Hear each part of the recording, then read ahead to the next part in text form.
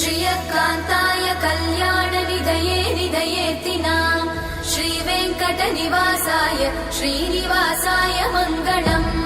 लक्ष्मी सविभ्रमालोकसुभ्रूविभ्रमचक्षुषे चक्षुषे सर्वलोकानां वेङ्कटेशाय मङ्गलम्। श्रीवेङ्कटाद्रिशृङ्गाग्रमङ्गलाभरणाङ्गये मङ्गलानां निवासाय श्रीनिवासाय मङ्गलम्।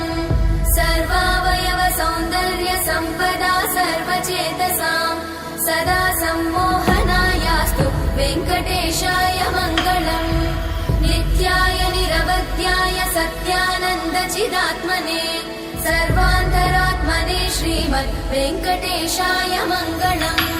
स्वतः सर्वविदे सर्वशक्तये सर्वशेषिने सुलभाय सुशीलाय वेङ्कटेशाय मङ्गलम्।